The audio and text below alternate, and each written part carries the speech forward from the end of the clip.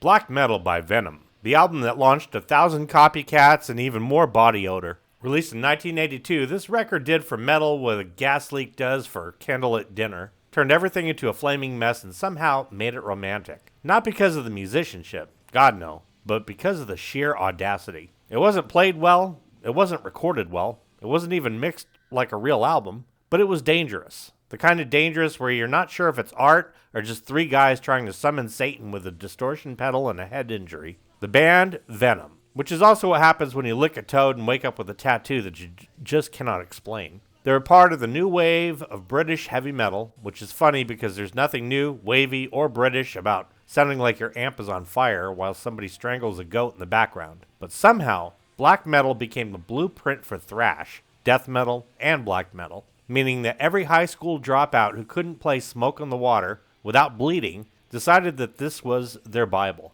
It was extreme before extreme meant doing yoga while crying. All music called it sowing the seeds of extreme metal, which is like saying the bubonic plague sowed the seeds of modern medicine. And sure, it gave its name to an entire subgenre, but musically, it was barely coherent. You ever hear a raccoon trapped in a blender? Now imagine it's wearing corpse paint and yelling about Satan, and that's black metal. The lyrics, half Satan, half Saturday morning with cartoon villain. But to a bunch of angry Norwegian kids with snow in their boots and vodka in their veins, it was gospel. And that's the real miracle. A band mocked for being sloppy, dumb, and derivative accidentally invented a genre by being sloppy, dumb, and derivative. Cronos, the bassist vocalist walking hangover, looked back years later and called it a twisted masterpiece. That's like a drunk guy calling his car crash abstract performance art. Venom didn't play music. They assaulted the tape. And somehow, through a combination of volume, violence, and pure testosterone poisoning, they changed everything. So we raised those horns to black metal, the album that proved you don't need talent to be a god, just the balls to fake it loudly. The Conrad Cronos Lant deserves full credit the way a drunk pyromaniac deserves credit for inventing fireworks. Not because he planned it, because he survived it. He didn't romanticize the making of black metal, and thank Satan for that. Because if he had, it would have turned the whole thing into a Netflix origin story about three guys discovering the devil in a pizza box. Instead, Cronos just shrugged and said, we had no idea what we were doing. And that's the most honest thing anyone in metal's ever said outside of Ozzy confessing he thought Bat was just a chewy chicken wing. Bands were in and out of the studio like it was a brothel with reverb. Cronos didn't think they'd be the ones people remembered, because they weren't trying to be the next anything. Meanwhile, other bands of the same genre were busy playing Smoke on the Water with the confidence of a midlife crisis. Tigers of Pantang were quoting Deep Purple like they were reciting scripture. Venom, on the other hand, said, we are now, we are new, we are Venom, which is metal speak for we don't know what the hell we're doing, but we're doing it very loud. And that first album got traction. People liked it, probably because it sounded like Satan's garage door being slammed shut. And after a year of deafening every pub in Europe, they came back to the studio not just wiser, but louder. Cronos had picked up some engineering skills, which in '82 meant he figured out which button made the red light go on. But black metal wasn't great because of the chaos, it was great in spite of it. Like finding a diamond in a dumpster fire. It was heavier, dirtier, much more distinct. Mostly because nobody else had the balls to press record while their bassist screamed into a storm drain. And Venom didn't have a plan. They had a curse. And black metal wasn't recorded, it was unleashed. Venom formed in Newcastle in 1979. The city so bleak it made Mad Max look like a tourism ad. The factories were dead, shipyards were ghosts. The only thing getting built up that was alive and well were unemployment statistics. You didn't follow in your father's footsteps, you followed him to the dole queue.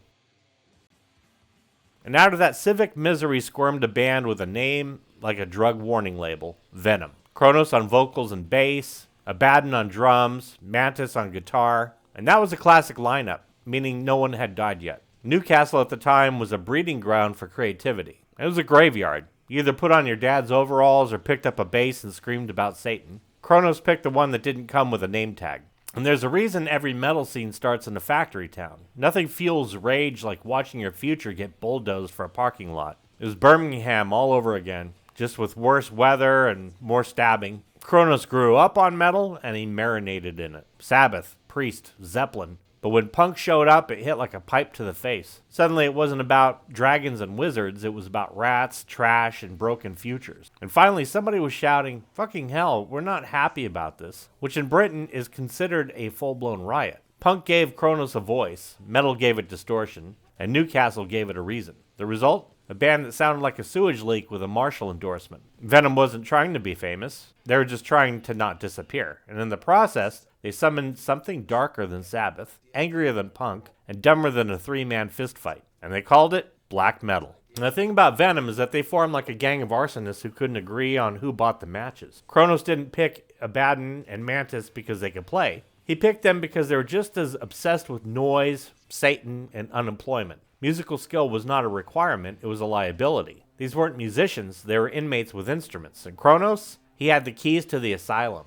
a studio hookup. That's right, Venom was formed on sheer willpower and one guy knowing a guy with a reel-to-reel. Their only consistent gig venue before Welcome to Hell was a church. Because irony has a sense of humor, even when music doesn't. Cronos had said that their practice room was a church, probably while shoplifting incense. First gig? A church. First demo? A church. And by his own admission, they sounded terrible. And that's not self-deprecation. That's historical accuracy. Their sound could curdle holy water. The Methodist vicar running the joint? Happy to let Satan jam for a few quid. He'd unlock the door, turn a blind eye, and let these guys work overtime. And the band repaid his kindness by robbing him blind. Crucifixes, candles, probably the church cat. Somewhere there's a youth group that held a seance by accident. By the time black metal came around, Venom had already been burned by Neat Records. Their debut, Welcome to Hell, was recorded under the kind of label conditions normally reserved for hostage videos. So for black metal, Cronos went full martyr, worked overtime at the studio just to afford a slot during its dead hours, and then begged for tape, because nothing says satanic rebellion like employee discount. But they had time, they had gear,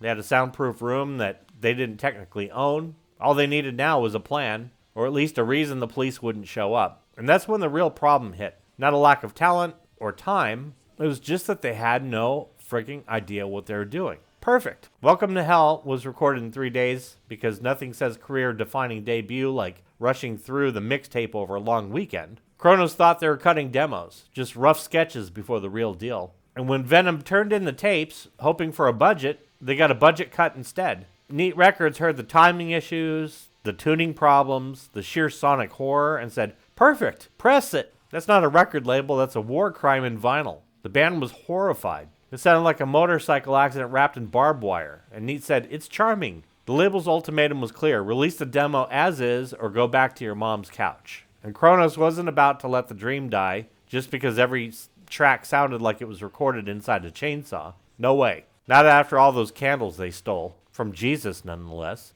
And the result, Welcome to Hell hit the shelves sounding like it had been buried in one. Raw, broken, barely coherent, and somehow legendary. But make no mistake, Venom wasn't conquering the world. They were bluffing with a dead hand and praying that nobody called it.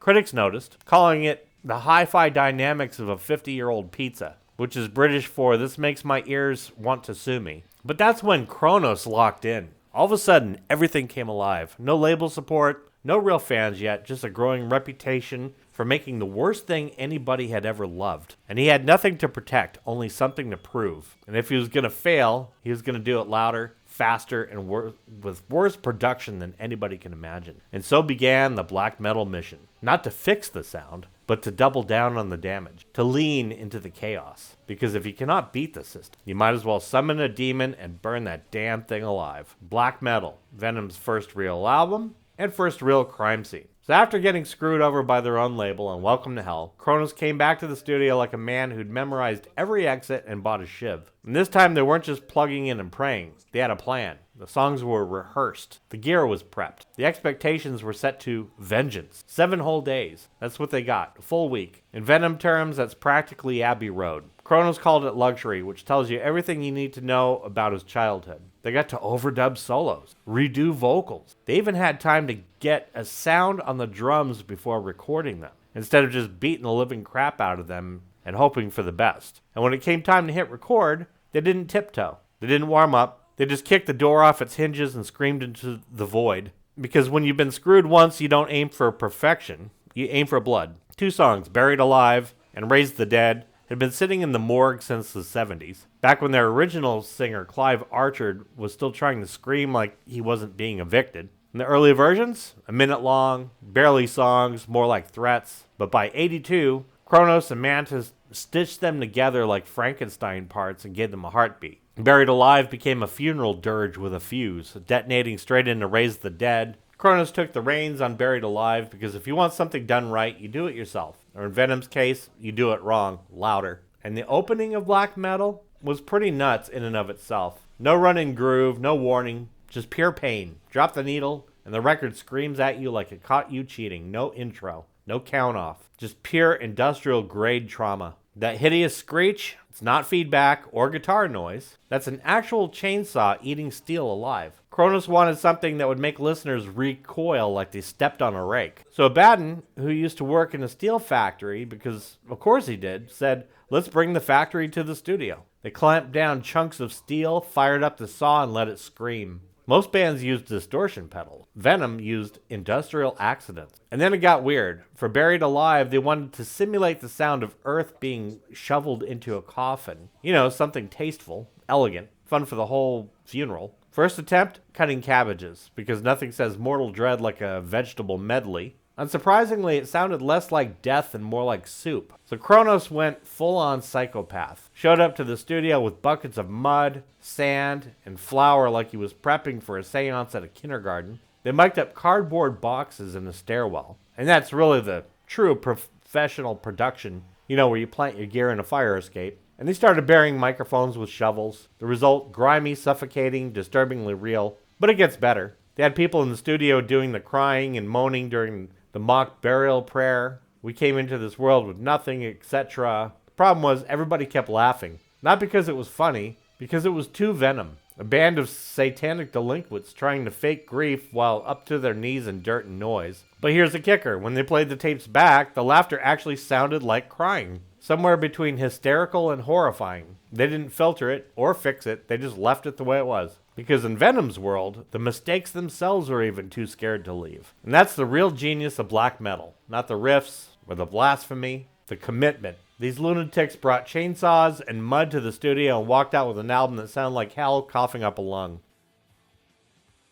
And you better believe they meant it. Countless Bathory was written the only way a true Venom song could be, by accident. During a no-show with a roadie on drums and children's show in their heads. Abaddon didn't show up on time. Shocking, I know. So Mantas started riffing and Cronos started writing, and the roadie, because you know when you're in Venom, roadies just come with rhythm, jumped behind the kit. And somehow he nailed it. Abaddon eventually strolled in, tried his own beat, and Cronos gave him the musical equivalent of a don't touch that. Because the guy who was supposed to be lugging amps just laid down the most iconic drum groove on the album. That's either session magic or a full-on union dispute. Then there's that riff, the legendary opening, inspired by the Magic Roundabout, a kid's show. Venom's most bloodthirsty anthem is secretly built on the soundtrack to a British toddler show. You can't make this up. And what do they close the album with? A trailer. Yep, Venom, decades before Marvel, stuck a post-credit teaser on black metal. 1 minute of sonic foreshadowing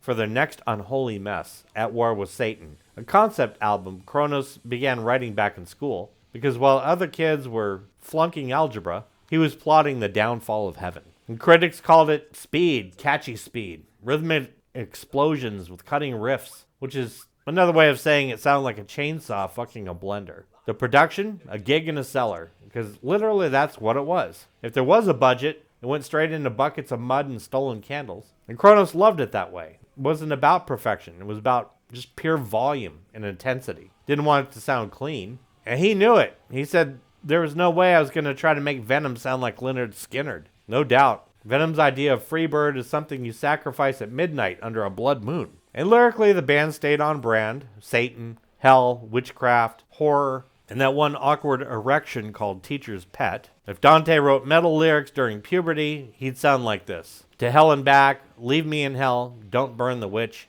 Each track sounded like a Halloween costume soaked in gasoline. And then there's the cover art. Iconic, homemade, done in Tip X because nothing screams apocalypse like office supplies. It's a snarling demon face, pentacle on the forehead, inverted cross, one horn, 666 on the other. Cronos designed it himself. probably while waiting for the mud to dry. First pressings had the title embossed black on black because even the cover refused to make itself easy to understand. Later editions wimped out and used white ink, total sellouts. So black metal hit the UK on November 1st, 1982. First pressings came with lyrics printed in Gothic script and a mini poster showcasing each member's unique blend of mental illness and tax evasion. Mantas posed next to a motorcycle in front of a wall of marshals. Abaddon was locked behind medieval bars looking like a knight who flunked out of community college. And Cronos, shirtless, holding a ritual dagger and being leashed by a half-naked woman in a leather jacket. Because of course he was. The Neat Records vinyl label for side B came in silver, blue, green, or red.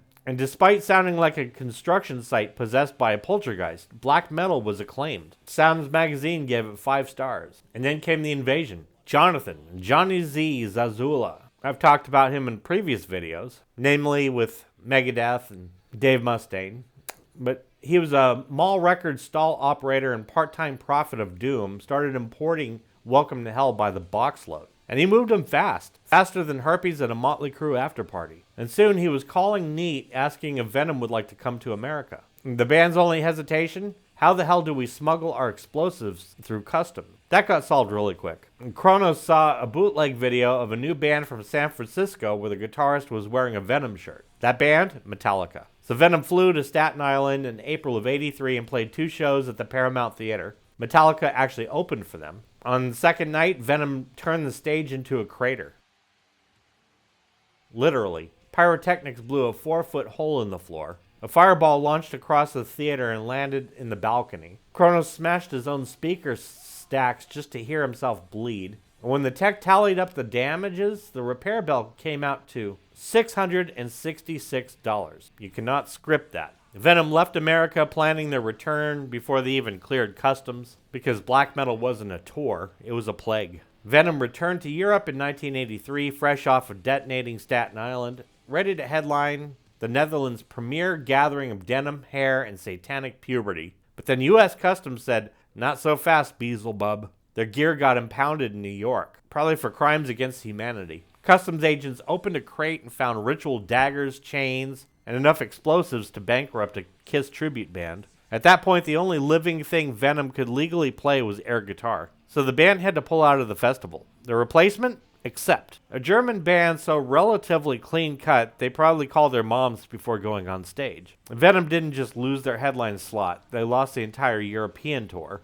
They had no amps, no drums, just a pile of autographs and a growing list of international incidents. But here's where it gets peak Venom. They showed up anyway. No gear, no set, just 3 guys in leather walking into a 9,000 person crowd like they were still headlining. They signed autographs, took the stage before Accept's set, not to scream about hellfire but to apologize, and the crowd erupted. Because nothing says metal like not playing and still getting the loudest ovation of the night. So no tour and a stack of customs forms thicker than the Bible, and Venom did what any self-respecting satanic trio would do. They went to France for a press tour. Autograph sessions, metal, radio interviews, and just enough promotional chaos to keep the myth alive. Because even without instruments, even without a stage, Venom could still outshine the bands that actually played. Black metal made it onto the 1001 albums you must hear before you die list, which is appropriate since hearing it might actually kill you. It shocked critics, terrified parents, and somehow it accidentally created a real subculture.